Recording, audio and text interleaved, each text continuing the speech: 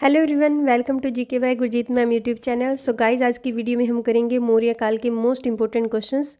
तो कोशिश कीजिएगा कि वीडियो को एंड तक देखें। और आज 4 ऑप्शंस होंगे, 4 में से आपको डायरेक्ट मैं आंसर्स बोलूँगी, तो आपने ध्यान से वीडियो को एंड तक देखना है। सो फर्स्ट क्वेश्चन इज, निम्न में से कौन सा वंश सबसे प्राचीन है? सो आंसर इज ए, मौर्य वंश।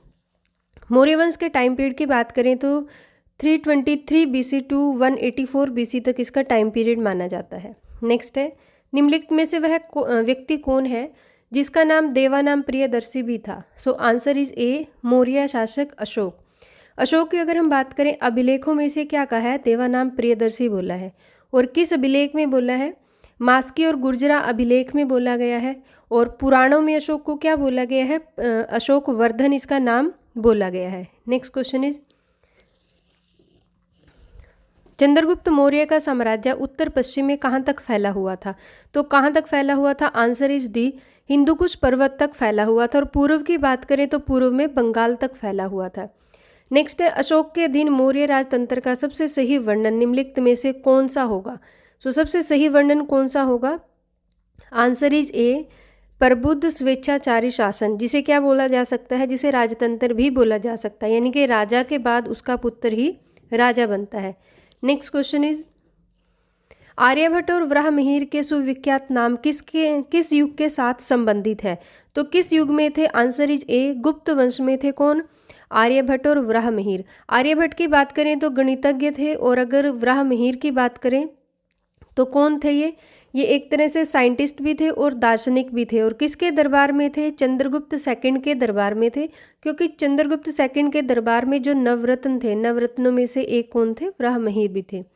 नेक्स्ट है, कलिंग युद्ध किस वर्ष हुआ था? काफ़ी इंपॉर्टेंट क्वेश्चन है और बहुत बार एग्जाम में आ चुका है। सो आंसर इज बी, 261 ईसी पूर्व, यानी कि 261 ईसा पूर्व में ये युद्ध हुआ था। कौन सा? कलिंग का युद्ध। और अशोक के किस शिलालेख में इसका वर्णन है? 13वें शिलालेख में इसका वर्णन किया गया कि इसका कलिंग युद्ध का। And next question is, Ashok की प्रशासनिक नीति में भारी परिवर्तन किस घटना से आया था? So answer is B, Kalinga युद्ध के बाद। क्योंकि कलिंग युद्ध में भयंकर रक्तपात को देखकर अशोक का एक तरह से अशोक के लाइफ का वो टर्निंग पॉइंट था, जिसके बाद अशोक ने युद्धों को छोड़कर किस धर्म को अपना लिया था? बौद्ध धर्म को अपना लिया था। नेक्स्ट क्वेश्चन है, वह संत जिसने अशोक को बौद्ध धर्म के प्रति प्रभावित किया था? या फिर क्वेश्चन यहाँ पर ऐसे भी आ सकता है कि अशोक को बौद्ध धर्म की दीक्षा किसने दी थी? So answer is B, Upagupta. Upagupta नामक एक बौद्ध भिक्षुक ने अशोक को बौद्ध धर्म की शिक्षा दी थी। Next question is, Chandragupta Maurya के दरबार में भेजा गया यूनानी राजदूत कौन था? Answer is B, Megasthenes. अगर मैगस्थनीज की बात करें, ये मैगस्थनीज कौन था? सेल्यूक्स निकेटर ने भेजा गया था किसे? मैगस्थनीज को। और मैगस्थनीज किसके दरबार में आया था? चंद्रगुप्त मौर्य के दरबार में आया था। और कौन सी बुक की रचना की थी? इंडिका की रचना की थी।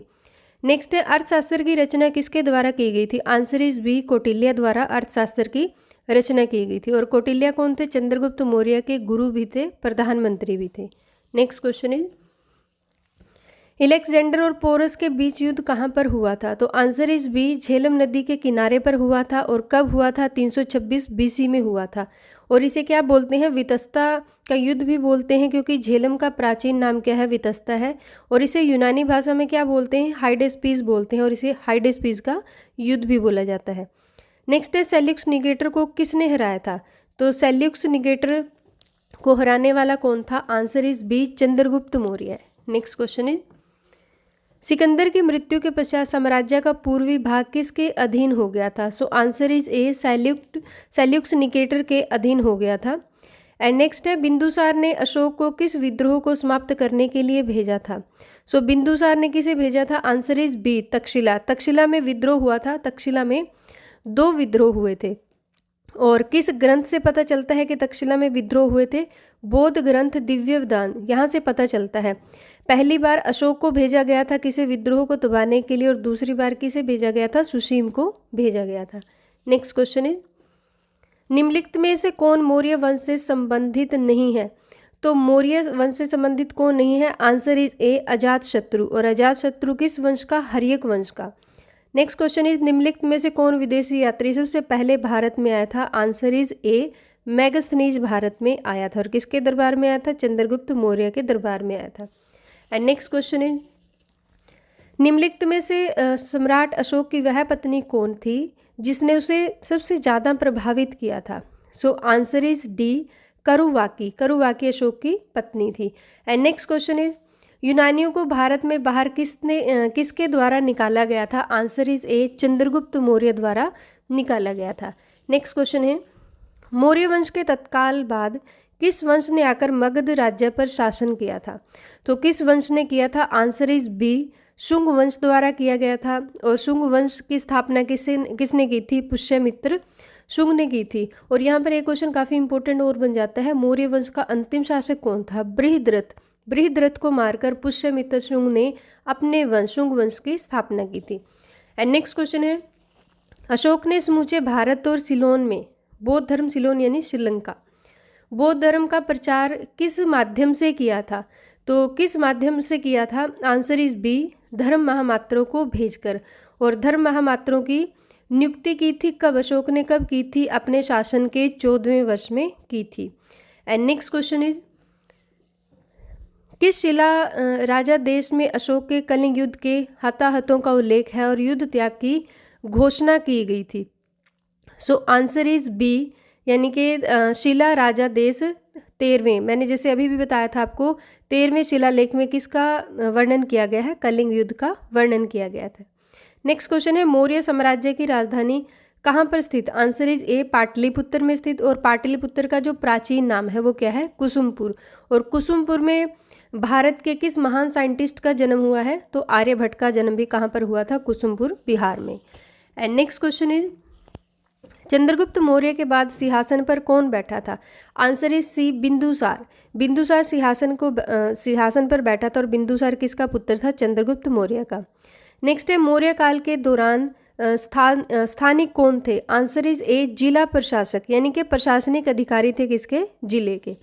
नेक्स्ट क्वेश्चन इज चाणक्य किस नाम से जाने जाते हैं? Answer is C, Kautilya. Kautilya के नाम से जाने जाते हैं।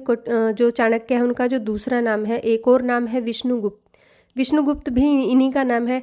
कौटिल्य इन्हें क्यों या फिर चाणक्य इन्हें क्यों बोला जाता था? क्योंकि इनके फादर का नाम क्या था? चाणक्य। उसके बाद इनका नाम क्या पड़ा? चाणक्य। और ये तक्षशिला विश्वविद्यालय के आचार्य थे। नेक्स्ट है चंद्रगुप्त मौर्य का जन्म कब हुआ था? So answer is A, 340 BC यानी कि ईसा पूर्व में चंद्रगुप्त मौर्य का जन्म हुआ था। और कहाँ पर हुआ था? पाटलिपुत्र में हुआ था। यहाँ पर एक क्वेश्चन काफ़ी और इम्पोर्टेंट बन जाता है, यूनानियों ने चंद्रगुप्त को क्या नाम दिया है? एंड्रोकोट्स और सेंड्रोकोट्स, ये दोनों नाम किसने दिए हैं? यूनानियों ने दिए हैं। किसे दिए हैं? चंद्रगुप्त मौर्य को दिए हैं। And next question is Bimbisara किस वंश का था? आंसर इज ए, हर्यक वंश का था। नेक्स्ट है घटोत्कच किस वंश का शासक था? सो आंसर इज ए, गुप्त वंश का शासक था। और घटोत्कच की बात करें तो जैसे गुप्त वंश जो है उसके संस्थापक किसे माना जाता है? श्रीगुप्त को माना जाता है। और श्रीगुप्त का उत्तराधिकारी कौन था? घटोत्कच था। एंड नेक्स्ट क्वेश्चन है भारतीय के लिए महान सिल्क मार्ग किसने आरंभ कराया था? काफ़ी इंपॉर्टेंट क्वेश्चन रहेगा। आंसर इज ए, कनिष्क द्वारा आरंभ कराया गया था। क्योंकि जो सिल्क रूट है यानी कि सिल्क मार्ग है, ये चीन को रोमन साम्राज्य से जोड़ता था और जिससे व्यापार बहुत ज़्यादा प्रभावित हुआ है। नेक्स्ट है किस वंश के शासक ने ब्राह्मण और बौद्ध भिक्षुओं को कर मुक्त ग्राम देने की प्रथा आरंभ की थी? आंसर इज ए, सातवाहन वंश। ये काफ़ी इंपॉर्टेंट क्वेश्चन है। सातवाहन वंश की बात करें, इसके संस्थापक कौन थे? सिमुक। सिमुक इसके संस्थापक थे। ब्राह्मणों को भूमि दान में देने की प्रथा भी किसने चलाई थी? इन्होंने ही चलाई थी। और भारतीय इतिहास में जो शीशे के सिक्के चलाए थे वो भी किसने चलाए थे? सातवाहन वंश ने चलाए थे। नेक्स्ट क्वेश्चन है भारतीय नाटक में यवनिका और पर्दा प्रथा का प्रचलन इनमें से किसके द्वारा शुरू किया गया था? सो आंसर इज सी, यूनानियों द्वारा शुरू किया गया था। नेक्स्ट क्वेश्चन है भारत सरकार द्वारा प्रयोग में आने वाला शक संवत किसने प्रारंभ किया था? काफ़ी इंपॉर्टेंट क्वेश्चन है। आंसर इज ए, कनिष्क द्वारा इसे आरंभ किया गया था। और कब? 78 ईस्वी में इसे आरंभ किया गया था। और जो 78 ईस्वी है इसे क्या माना जाता है? कहते हैं कि कनिष्क इस समय में गद्दी पर बैठा था और गद्दी पर बैठते ही उसने कौन सा संवत आरंभ किया था? शक संवत। नेक्स्ट क्वेश्चन इज भारत में सर्वप्रथम सोने के सिक्के जारी करने वाले निम्नलिखित में से कौन?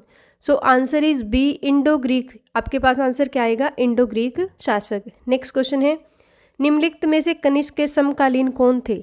So answer is B, Kanishka के समकालीन आंसर है नागार्जुन, अशोक घोष और वसुमित्र। अगर नागार्जुन की बात करिए कौन थे? दार्शनिक थे और इसे क्या बोलते हैं? भारत का आइंस्टीन भी बोला जाता है किसे? नागार्जुन को। नेक्स्ट हम बात करते हैं अशोक घोष और वसुमित्र की। तो चतुर्थ जो बौद्ध संगीति हुई थी वो किसके समय में हुई थी? कनिष्क के समय में हुई थी। उस टाइम अध्यक्षता किसने की थी? अशोक घोष और वसुमित्र द्वारा की गई थी। नेक्स्ट क्वेश्चन है, मोहम्मद बिन कासिम ने सिंध को कब जीता था? ये भी क्वेश्चन बहुत बार रिपीट होता है। सो आंसर इज ए, 712 ईस्वी पूर्व में किसे जीता था? सिंध को जीता था। यहाँ पर ईस्वी पूर्व की जगह आपने क्या करना है? ईस्वी, 712 ईस्वी में। और ये पहला मुस्लिम आक्रमणकारी था जिसने भारत पर आक्रमण किया था। नेक्स्ट है, रुद्रदामन शिलालेख का संबंध किससे है? सो आंसर इज ए, जूनागढ़ शिलालेख का संबंध किससे है? आंसर इज ए, रुद्रदामन के शिलालेख से। और रुद्रदामन जो शिलालेख है वे किस भाषा में लिखा गया है? संस्कृत भाषा में लिखा गया है। एंड नेक्स्ट क्वेश्चन है, हर्षवर्धन अपनी धार्मिक सभा कहाँ पर आयोजित करता था? तो कहाँ पर आयोजित की थी हर्षवर्धन ने? Answer is B, Prayag. और नेक्स्ट है, कुषाण के शासनकाल में सबसे ज़्यादा विकास किस क्षेत्र में हुआ था? कुषाण युग में। आंसर इज बी, कला में सबसे ज़्यादा विकास हुआ था, क्योंकि गांधार कला यानी कि मूर्तियाँ बनाने की गांधार कला और मथुरा कला ये किसके समय में पनपी थी? कुषाण शासन के समय में पनपी थी। And next question is, Kadambari के लेखक कौन है? आंसर इज ए, बाणभट्ट। और बाणभट्ट किसके दरबारी थे? हर्षवर्धन के दरबारी थे। नेक्स्ट है, द्वितीय अशोक किसे कहा जाता है? तो द्वितीय अशोक किसे कहते हैं? आंसर इज सी, कनिष्क को बोला जाता है द्वितीय अशोक, क्योंकि जैसे अशोक ने बौद्ध धर्म के प्रचार प्रसार के लिए और जैसे लोगों की भलाई के बहुत सारे कार्य किए, ऐसे ही कनिष्क ने भी किए थे। नेक्स्ट क्वेश्चन इज, भारत में सोने के सिक्के सबसे पहले किसके द्वारा चलाए गए थे? तो आंसर इज बी, यूनानियों द्वारा, या फिर आपके पास आंसर क्या आ सकता है? इंडो ग्रीक शासकों द्वारा। नेक्स्ट है, कनिष्क की राजधानी कौन सी थी? Answer is A, Purushapura Kanishka की राजधानी थी। पुरुषपुर का आधुनिक नाम क्या है? पेशावर है। और अगर क्वेश्चन आए कि कनिष्क की दूसरी राजधानी कौन सी थी? तो मथुरा कनिष्क की दूसरी राजधानी थी। नेक्स्ट क्वेश्चन है, महान कुषाण शासक जिसने बौद्ध धर्म को अपनाया था, तो किसने अपनाया था? आंसर इज सी, कनिष्क द्वारा अपनाया गया था। और जो बौद्ध धर्म है उस किस शाखा को अपनाया था? तो महायान शाखा को अपनाया था। और कनिष्क के समय में ही चतुर्थ बौद्ध संगीति का आयोजन हुआ था। कहाँ पर? कुंडलवन, कश्मीर में। नेक्स्ट है, भारत में सर्वप्रथम स्वर्ण मुद्राएं किसके द्वारा चलाई गई थी? तो आंसर इज, यहाँ पर भी 2-3 बार क्वेश्चन रिपीट हो चुका है। आंसर इज ए, कुषाणों द्वारा। नेक्स्ट है, किसका दूसरा नाम पुरुषपुर है? So answer is C, Peshawar का दूसरा नाम क्या है? पुरुषपुर है। नेक्स्ट है, किसके शासनकाल के दौरान गंधार कला अपने चरमोत्कर्ष पर थी? So answer is C, Kanishka के समय में। और गंधार कला में सबसे पहले जो मूर्तियाँ बनाई गई थी वो किसकी बनाई गई थी? महात्मा बुद्ध की बनाई गई थी। एंड नेक्स्ट है, निम्न में से कौन सा शासक कुषाण वंश से संबंधित था? सो आंसर इज सी, कड़फिसेस प्रथम। किस वंश से संबंधित था? कुषाण वंश से संबंधित है। और ये किस कबीले का था? चीन के यूची कबीले का था। कौन? कड़फिसेस प्रथम। नेक्स्ट है, सातवाहन साम्राज्य का संस्थापक कौन था? So answer is B, Simuka ने सातवाहन साम्राज्य की स्थापना की थी। और सातवाहन साम्राज्य का सबसे पावरफुल शासक कौन था? Gautamiputra Satakarni. Next question is, राजा खारवेल किस चेदी वंश के महानतम शासक थे? सो किस वंश के थे? आंसर इज बी, कलिंग के शासक थे। और इनके साथ ही किसका युद्ध हुआ था? अशोक का युद्ध हुआ था, जिसे क्या नाम दिया गया है? कलिंग युद्ध का नाम दिया गया है। और जैसे राजा खारवेल थे ये किस धर्म के संरक्षक थे? ये जैन धर्म के संरक्षक थे। और ये कहाँ से पता चलता है? हाथी गुफा अभिलेख से पता चलता है। नेक्स्ट क्वेश्चन है, कनिष्क ने कौन से धर्म को अपनाया था? तो कनिष्क ने किस धर्म को अपनाया था? बौद्ध धर्म की महायान शाखा को अपनाया था।